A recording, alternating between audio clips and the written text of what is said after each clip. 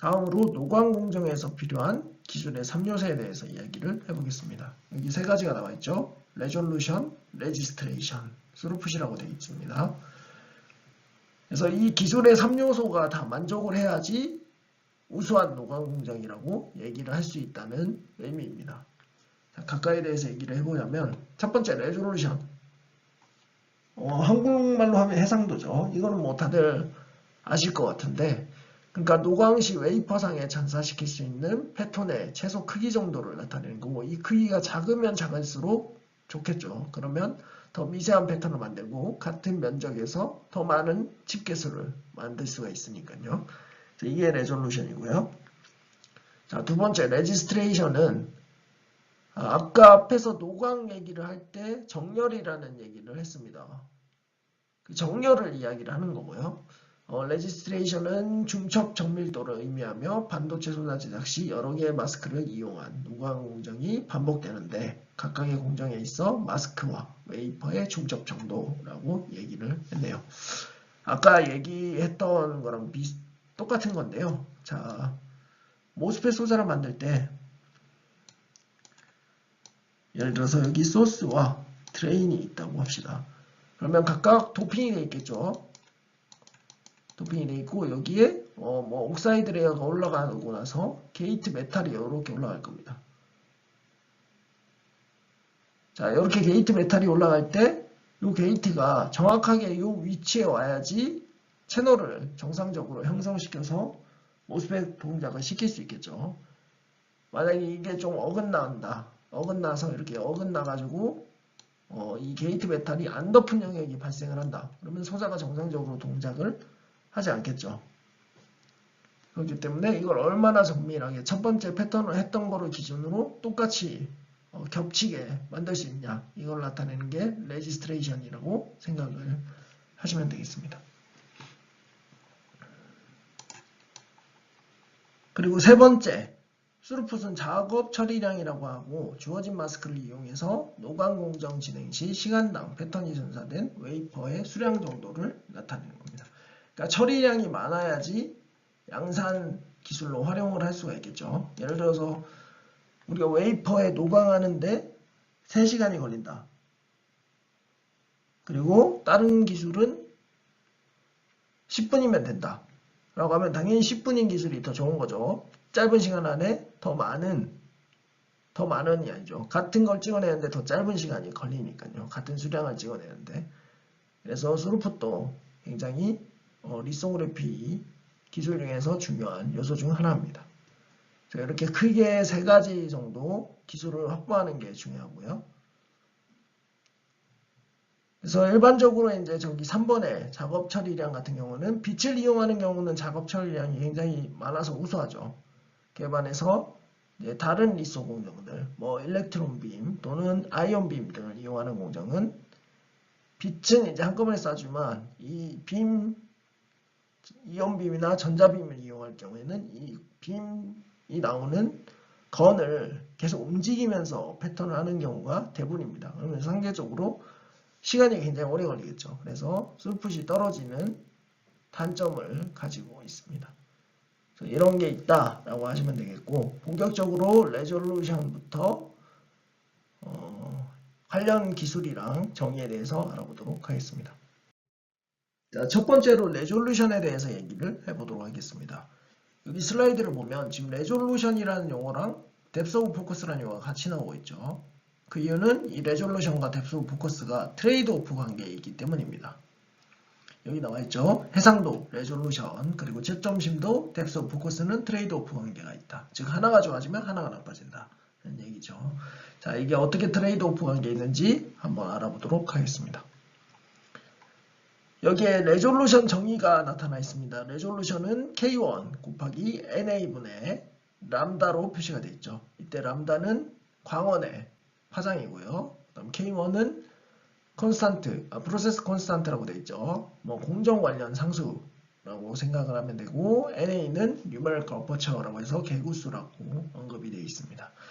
자, 이 소식을 바탕으로 우리가 레졸루션을 개선할 수 있는 방법은 크게 3가지가 있죠. 자, 첫 번째, 광원의 파장을 낮추는 방법. 광원의 파장을 낮추면 레졸루션이 낮아지고 더 작은 패턴을 형성할 수 있게 되죠. 자, 두 번째, K1을 낮춘다. K1은 아까 공정 관련 상수라고 했습니다. 그러면 공정에서 어떤 거를 개선을 시켜서 이 값을 낮추면 레졸루션이 낮아지고 더 작은 패턴을 형성을 할 수가 있겠죠. 자, 세 번째, NA, 개구수를 늘린다. 개구수를 늘리면 지금 개구수가 분모의 텀에 들어가 있기 때문에 레졸루션이 개선이 되고 더 작은 패턴을 만들 수 있게 되는 거죠.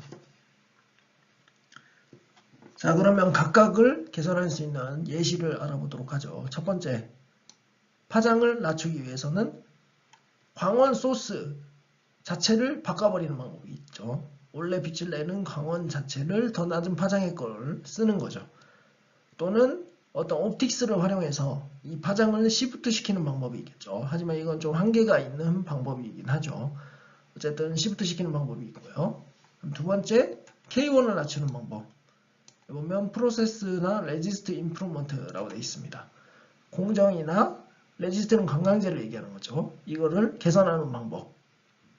예를 들어서 포토 레지스트를 민감도를 더 향상시킨다든지 이렇게 해서 더 레졸루션을 좋게 만드는 방법이 있겠죠. 아니면 뭐 더블 패터닝 공정 이런 걸 써서 K1 값을 낮출 수도 있고요.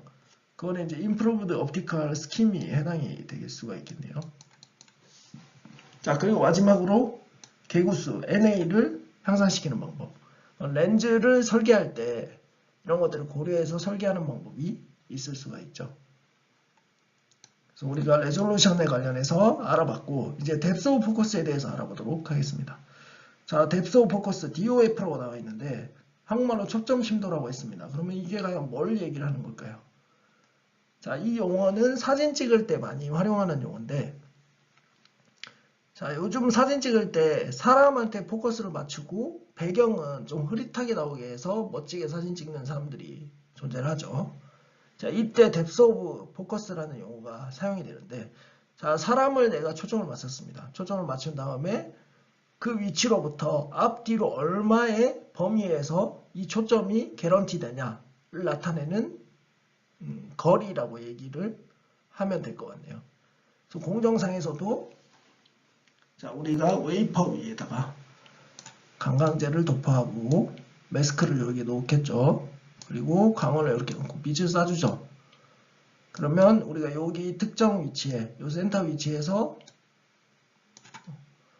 포커스가 최대가 되게 하는 거죠. 패턴이 가장 잘 나오게 만들어 주는 거죠. 그러고 나서 요걸 기준으로 초점이 잘 나오는 이 위치를 기준으로 위아래로 얼마 범위까지 변해도 이 초점을 맞춘 거에 변화가 없냐를 나타내는 파라미터가 초점 심도라고 생각하면 되겠습니다. 그러면 당연히 초점 심도가 커지면 커질수록 더 넓은 범위에서 초점 맞춘 게 개런티가 되니까 패턴을 만들기가 더 용이해지죠. 그럼 이게 왜 중요하냐? 우리가 반도체 공정을 할 때 웨이퍼 패턴을 한 번만 하는 게 아니죠. 첫 번째 패턴을 하고 그 다음 뭐 식각을 하고 또는 뭐 증착을 하고 뭐 여러 가지 공정들이 계속 반복이 되겠죠. 반복이 되다 보면 단차가 생기게 되고 여기에 PR을 코팅을 하면 PR 두께가 무한정 두꺼울 수는 없습니다. 왜냐하면 작은 패턴을 만들려고 하면 이 PR도 작아져야 되기 때문입니다. 그래서 이런 식으로 PR이 형성이 되겠죠. 그럼 우리가 이걸 기준으로 초점을 맞췄습니다. 그러면 얼마 범위까지 이 초점이 개런티 되는지가 굉장히 중요한 역할을 하겠죠. 예를 들어서 요즘은 플래시 메모리 만들 때 128단 뭐 이 정도 140 몇 단까지 이렇게 쌌는데 그러면 단차가 엄청 커지겠죠. 근데 이 초점 심도가 작으면 요 위쪽, 우리 여기다 포커스를 맞췄으면 이 위쪽에 있는 곳은 패턴이 잘 안 나올 수가 있죠. 그런 문제 때문에 이 뎁스 오브 포커스 파라미터가 중요한 거고요. 수식을 보면 K2 곱하기 NA 제곱분의 람다로 표시가 되어 있습니다. K2는 여기 나와 있는 것처럼 뭐 acceptable imaging and on the 뭐 type of feature이라고 되어 있죠. 어쨌든 뭐 특성과 관련된 뭐 상수다라고 생각을 하시면 되겠고, 자 여기를 보면 리소그래프에서 아까 패턴을 가장 작게 만들 수 있는 방법 중에서 가장 쉽게 할 수 있는 방법이 뭐라고 했나요? 광원의 파장을 낮추는 거라고 했죠. 근데 광원의 파장을 낮추면 어떻게 되나요? 뎁스 오브 포커스가 나빠지죠. 그러면 이 개런티 되는 범위가 좁아져서 패턴상에서 좀 리스크를 안고 하게 되겠죠. 그리고 NA도 마찬가지입니다. 개구수도 아까는 증가시키면 레졸루션이 좋아진다고 했죠. 그런데 여기서는 증가시키면 DOF가 나빠집니다. 그렇기 때문에 이러한 트레이드 오프 관계를 잘 파악을 해서 리소그래피 기술 또는 장비를 설계를 해야겠죠. 여기 간단하게 언급이 되어 있죠. 리소그래피 운영에서 해상도를 높이기 위한 가장 쉬운 방법은 짧은 파장의 광원을 사용하는 것이다. 하지만 이렇게 할 경우 초점 심도가 나빠지는 단점이 나타난다. 자, 뒤에 슬라이드에서 이제까지 어떤 식으로 파장이 변해왔는지 살펴보도록 하겠습니다. 자, 현재 노광 시 가장 많이 사용되는 광원은 고압 수문 아크램프입니다. 가장 많이 사용된다는 게 선진 회사들 말고 기업이라든지 중소기업이라든지 아니면 학교라든지 연구소 이런 데를 다 포함해서 얘기를 하는 겁니다. 가장 많이 쓰이는 건 이 G라인 파장이 436나노, 그 다음에 H라인 405나노, I라인은 365나노입니다. 요 436나노가 가장 많이 쓰이고 있고요. 이거는 아까 앞에서 얘기했던 마스크 얼라이너 또는 컨택 얼라이너 장비의 파장이 되고요. 그 다음에 스태퍼 장비를 얘기를 했죠. 그래서 마스크 얼라이너가 쓰이고 나노 단위로 패턴이 넘어가면서 이 I라인을 활용한 스태퍼가 장비로 활용되기 시작했습니다. I라인 스태퍼는 아까 보는 것처럼 5대1로 스텝 앤 리핏 투사형 인쇄 기법을 사용하며 0.5마이크로의 해상도를 제공함. 즉 최소로 만들 수 있는 패턴이 이 I라인 스태퍼 같은 경우는 500나노 정도 된다고 생각을 하시면 되고요. 그래서 해상도 향상을 위해서 계속 짧은 파장의 광원을 활용하기 위한 연구가 계속됐고 그런 장비들이 개발이 됐습니다. 그래서 엑시머 레이저 광원을 도입을 하고 그 다음에 스캐너, 아까 스텝 앤 리핏 말고 스텝 앤 스캔 기법이죠. 그 기법을 장비에 적용을 해서 리소를 많이 활용을 했습니다. 그래서 각각 보면 KRF 엑시머 레이저, ARF 엑시머 레이저, F2 엑시머 레이저가 있죠. 각각 광원은 248나노, 193나노, 157나노. 각각의 해상도가 0.18, 그 다음에 0.1, 0.07까지 나와 있죠. 그래서 F2 엑시머 레이저를 쓰면 70나노까지 패턴을 형성할 수가 있죠. 하지만 우리가 알고 있는 양산공정의 10나노에 비하면 아직 한참 못 미치고 있죠.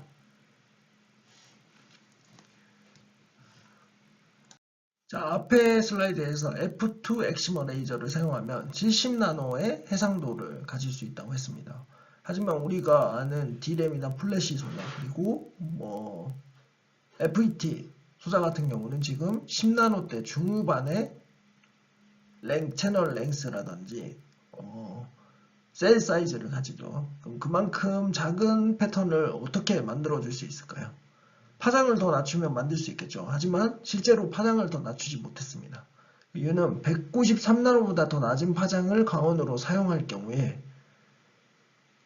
이 파장에 적합한 매스크의 물질 그리고 포토레지스트의 물질이 없었던 거죠. 그래서 사용을 하지 못했습니다. 그래서 이걸 개선하기 위해서 다양한 연구를 했고 결국 Wet or Immersion Lithography라는 기술이 개발이 됐습니다. 자, 그럼 이 기술이 뭐냐 한번 알아보도록 하죠. 자, 왼쪽에 보이는 게 일반적인 리소그래피 방식이고 오른쪽이 Wet or Immersion 리소그래피 방식입니다. 일반적인 방식은 마스크가 여기 놓이고 축소하는 렌즈가 이렇게 있죠. 그리고 공기가 존재하고 관광제가 도핑된 웨이퍼가 놓여집니다. 그리고 오른쪽에 Wet or Immersion 리소그래피를 보면 물이 들어가 있는 걸 볼 수가 있습니다. 자, 보면 렌즈와 관광제 사이에 굴절률이 공기 대비 1.43배 작은 물을 채워줘서 파장을 감소시키는 효과를 나타냈습니다.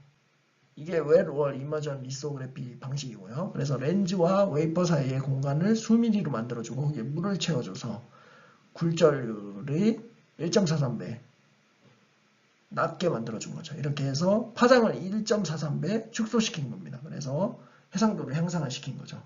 그리고 물 외에 이제 굴절률이 공기보다 더 작은 어떤 용액을 사용하면 파장이 더 개선이 되겠죠. 그래서 이런 방식으로 해서 패턴 사이즈를 더 줄였던 거고요. 그리고 나서 뭐 추가적으로 더블 패터닝이라든지 스페이서라든지 이런 다양한 기술들을 활용을 해서 지금의 이제 패턴 사이즈를 형성할 수 있게 된 거죠.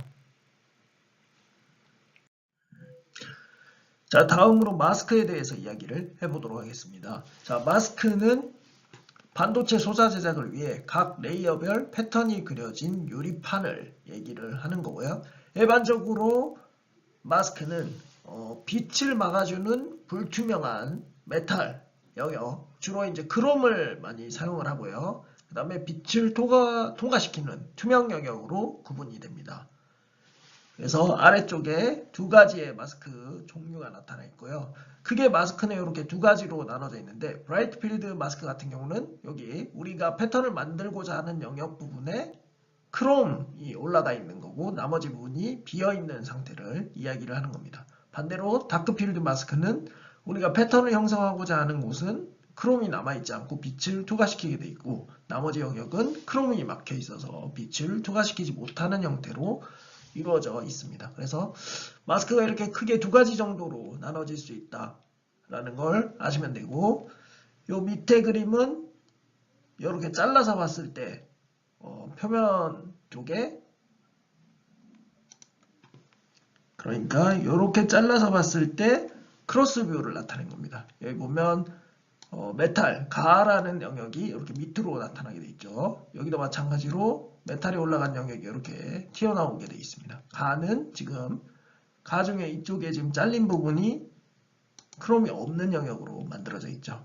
그리고 레티클이라고 얘기한 게 있죠. 레티클은 여기 나와 있죠. 5대1 또는 4대1로 확대돼서 그려진 마스크를 레티클이라고 하고 스캐너나 스태퍼 같은 장비에 사용을 하는 마스크라고 생각을 하시면 됩니다. 그러니까 우리가 200나노 패턴을 만들고 싶다. 그러면 5배 또는 4배로 크게 그려서 활용하는 마스크를 레티클이라고 한다고 생각을 하시면 되겠고요. 자, 그러면 마스크를 제작하는 과정에 대해서 알아보도록 하겠습니다. 자, 예를 들어서 우리가 오른쪽에 보이는 그림과 같은 소자를 디자인했다고 가정을 해봅시다. 그러면 이 소자가 지금 한 레이어로 돼 있는 건 아니죠. 예를 들어서 여기 지금 요 전극 부분과 여기 보이는 요 전극 부분이 겹치는 걸 알 수가 있죠. 그렇기 때문에 한 레이어로 그리는 게 아니고 뭔가 한 레이어가 그려진 후에 다른 레이어가 또 그려지는 식으로 디자인이 된 거죠. 그래서 여기에 아마 2레이어 이상의 패턴들이 다 그려져 있을 겁니다. 우리가 마스크를 제작하기 전에 소자를 어떻게 만들 건지 뭐 공정 플로우를 설계를 하고 그 다음에 위에서 봤을 때 그림을 머릿속에 그립니다. 그리고 나서 CAD 프로그램, 예를 들어서 버투소라는 프로그램이 있을 수 있고요. 그 다음에 뭐 익스퍼터라는 프로그램도 있고요. 오토캐드를 사용해도 되고 그런 프로그램들을 이용해서 이렇게 위에서 바라봤을 때 디자인을 각 레이어를 겹치게 다 그립니다. 전체적으로 다 그리는 겁니다. 그래서 만약에 우리가 6레이어로 마스크를 디자인을 했다고 가정을 해보죠. 그러면 각 레이어별로 6개의 마스크를 만들어야 되는 겁니다. 여기 지금 합쳐서 봤을 때는 이렇게 복잡하지만 그 각 레이어별로 보면 또 없어지는 패턴들이 많이 있겠죠. 그래서 어쨌든 6개의 레이어로 전체적으로 구성하게 디자인을 했다. 소자 디자인을 했으면 마스크를 6개를 만들어야 되는 거죠. 그리고 여기에 보시면 십자가 모양도 있고 뭐 이런 패턴들이 있죠. 이거는 앞에서 중첩을 얘기했죠. 첫 번째 레이어를 형성을 하고 그 다음 두 번째 레이어를 형성할 때 우리가 원하는 위치에 갈 수 있도록 맞춰줘야 된다고 했죠. 자, 그런 맞춰주는 과정에서 사용하는 게 얼라인 마크라고 하고요. 얼라인 마크가 이런 식으로 많이 만들어집니다. 십자가,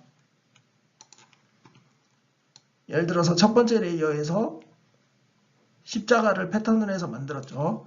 자, 그럼 두 번째 레이어는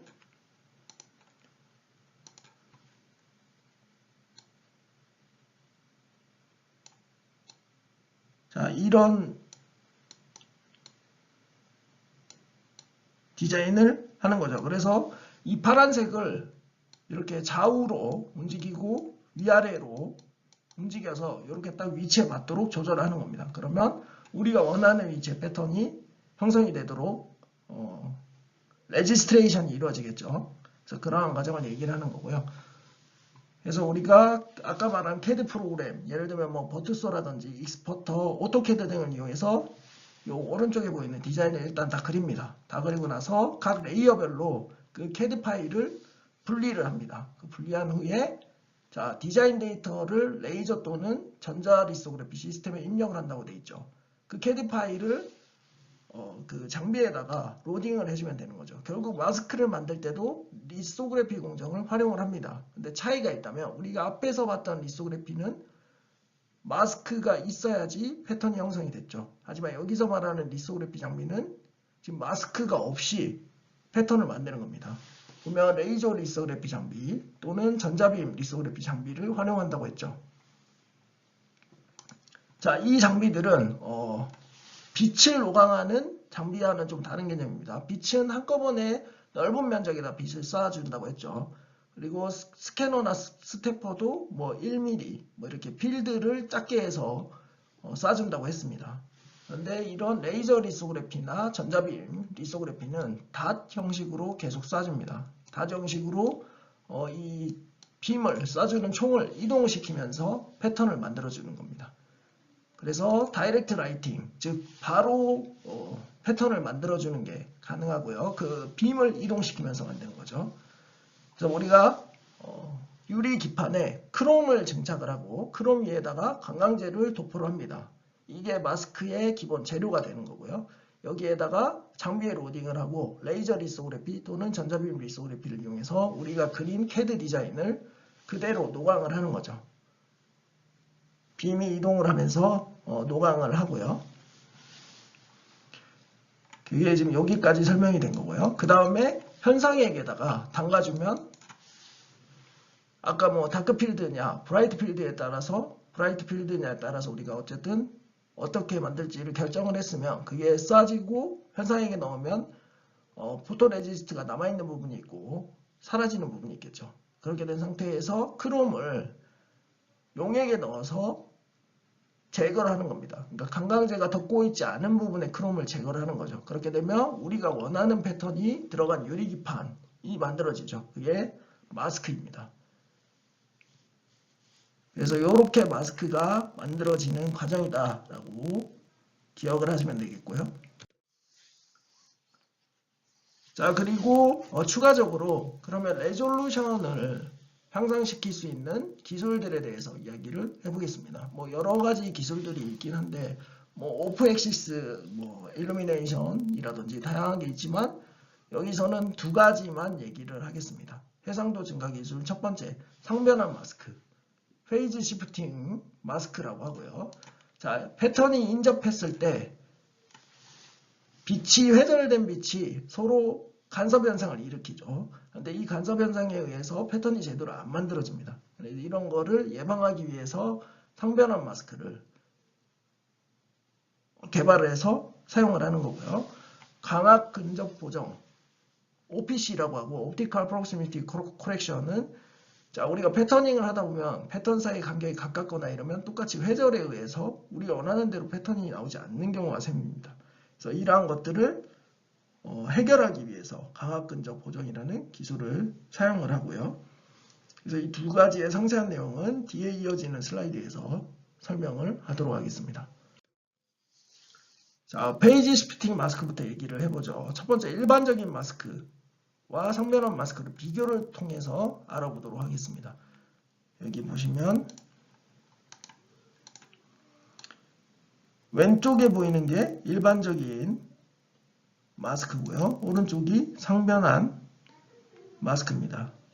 여기서 상변환을 해주기 위해서 어떤 처리를 하는 거죠. 식각을 하거나 어떤 물질을 코팅을 해주는 겁니다. 그리고 여기 크롬이 있는 부분이 있고 크롬이 없는 부분이 있죠. 이렇게 만들어진 마스크에서 우리가 빛을 쏴주죠. 빛은 근데 웨이브로 볼 수가 있죠. 그래서 EM 웨이브라든지 이런 식으로 될 수가 있기 때문에 전개로 표현할 수 있습니다. 그래서 보시면 이 패턴대로 전개가 이렇게 그대로 노출이 되죠. 그래서 여기 뚫려 있기 때문에 이렇게 사각형으로 되어 있지만 실제로 일렉트릭 필드가 웨이퍼에 쏴질 때는 이렇게 사각으로 되지 않겠죠. 왜냐하면 회절 현상 등이 발생하기 때문입니다. 그래서 여기 보시면 원래는 패턴이 없어야 되는 부분에도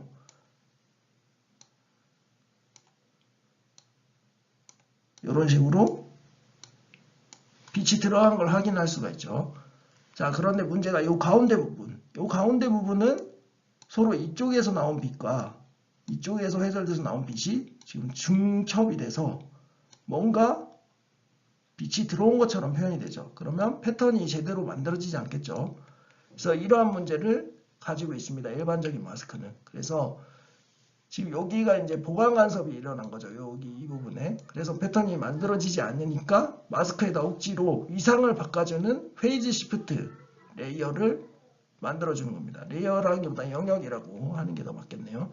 보신 것처럼 일렉트릭 필드가 하나는 이렇게 되고 하나는 이렇게 되도록 만들어주는 거죠. 그럼 웨이퍼에 실제 쏴질 때도 이런 식으로 일렉트릭 필드가 전달이 되고 여기 페이지 시프트 된 거는 위상이 반대로 되는 거죠. 그러니까 X축을 기준으로 반대로 뒤집어지는 식으로 나오는 거죠. 그리고 나서 합쳐지면 요거는 상쇄 간섭이 일어나죠. 상쇄 간섭이 일어난 후에 웨이퍼에서는 빛이 그대로 들어온 것처럼 나타나서 이렇게 표현이 됩니다. 그러면 패턴이 정상적으로 나오겠죠. 기본적인 마스크를 사용했을 때는 빛이 회절에 의해서 서로 보강 간섭을 하면서 가까운 패턴 사이에 영역에서 어떤 변화를 일으켜서 정상적인 패턴을 만들어주지 못하지만 상변환 마스크는 한쪽에 페이지를 위상을 반대로 뒤집어지는 물질을 넣어줘서 이 두 개의 패턴이 서로 가까웠을 때 보강 간섭이 일어나지 않고 상쇄 간섭이 일어나게 만들어서 패턴을 좀 더 깔끔하게 만들게 해주는 거죠. 그래서 핵심은 여기 나와 있는 요 글이 되겠습니다. 자, 보강 간섭은 전개 세기를 증가시켜 근접하게 투사되는 두 이미지의 분리를 어렵게 만든다. 하지만 페이지 시프트, 즉 위상을 반대로 만들어주면 상쇄 간섭이 발생해서 자, 가깝게 위치에 투사되어지는 이미지들을 서로 분리할 수 있게 돼서 명확한 패턴을 만들 수 있게 된다는 거죠.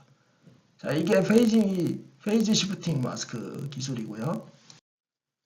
자, 다음으로 옵티컬 프록시미티 코렉션에 대해서 알아보도록 하겠습니다. 자, 이 옵티컬 프록시미티 코렉션을 도입을 하게 된 이유는 마스크의 완벽한 패턴을 웨이퍼에 정확하게 전달하기 위해서는 모든 회절광을 사용해서 패턴을 전사시켜야 합니다.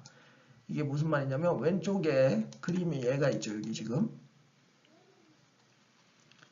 자, 여기 보면 빛이 이렇게 수직으로 들어왔다고 가정을 해보죠. 그러면 0차광, 이 수직으로 들어온 빛은 그대로 이렇게 투과가 됩니다. 근데 모서리 부분에서 회절된 빛 등이 발생을 하죠. 그래서 여기에 1차광, 2차광, 그리고 3차광, 4차광 뭐 이런 빛들이 발생을 하겠죠. 하지만 웨이퍼에서 실제로 들어오는 빛은 1차광, 0차광만 확인할 수가 있습니다. 좀 더 높은 차광의 빛은 웨이퍼 영역 바깥으로 나가기 때문인데 이렇게 되면 우리가 원하는 패턴이 정확하게 형성이 안 되고 찌그러지는 현상이 발생을 합니다. 그래서 이 오른쪽에 보이는 것처럼 마스크 디자인을 만약에 이렇게 했다. 이렇게 했는데 빛을 쏴줬더니 실제로 여기가 지금 얇아지는 식으로 나온다든지 여기가 얇아지고 여기는 뚱뚱하고 그리고 여기에 패턴은 나오지 않고 이런 현상들이 발생을 하는 거죠.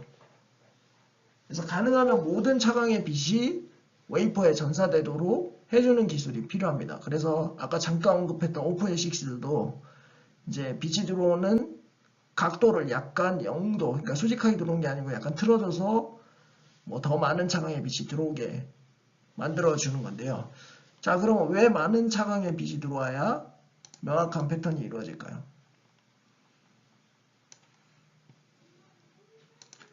자, 여러분 신화 시스템에서 구형파에 대해서 배우셨을 거예요. 구형파. 자, 구형파에 대해서 배울 때 자, 타임 도메인에서는 이렇게 구형파가 되는데 이거를 프리퀀시 또는 웨이브랭스 도메인에서 그리면 앰플리튜드가 다른 정연파가 여러 개 합쳐져서 그러니까 중첩돼서 이루어지는 거라는 사실을 배우셨을 거예요. 그래서 여기에는 실제로 굉장히 많은 사인파들이 합쳐진 거죠. 프리퀀시가 다른 사인파들이. 그래서 이것들이 다 합쳐져서 구형파를 구성을 한다고 배웠을 겁니다. 근데 이게 하나라도 부족하면 구형파에서 왜곡된 신호가 만들어지겠죠. 예를 들어서 이쪽에 이렇게 뭉툭하게 된다든지 그런 신호가 만들어지는 겁니다. 그래서 이 많은 빛을 가능하면 넣어주면 가장 좋겠지만 현실적으로 그게 불가능하죠. 그래서 아까 이렇게 패턴이 얇아진다거나 사라지는 이런 현상들을 경험에 의해서 정리를 해서 어떤 패턴 변형을 해주는 겁니다. 이런 아까 뭐라고 했고요. 광학적 회절에 의해서 발생하는 이러한 현상들을 막아주는 걸 경험에 의해서 디자인을 변경을 시켜주는 거죠. 그래서 여기 보시면 이 위에는 그냥 라인을 이렇게 그렸는데 실제로는 라인이 아니고 이렇게 조금 뭐 이렇게 아령 모양처럼 이렇게 만들어준다든지 보면 다 아령 모양처럼 만들어줬죠. 이렇게 해준다든지 여기는 뭐 좀 더 굵게 만들어준다든지 이렇게 경험적인 데이터에 근거해서 그걸 보정할 수 있는 마스크를 만들어주는 겁니다. 패턴을 이제 다르게 변형시켜주는 거죠. 그렇게 해서 여기 오른쪽에 보이는 그림처럼 굉장히 정밀한, 정확한 우리가 원하는 패턴을 형성하게 해주는 방법이 옵티컬 프록시미티 커렉션입니다. 그래서 이 데이터들을 가지고 있어야 되겠죠. 이런 게 뭐 근접했을 때 뭐 아령 모양으로 만들어줘야 된다든지 그런 게 다 이제 있는 패턴을 정리를 해서 활용을 해서 해상도를 개선을 하는 기술입니다.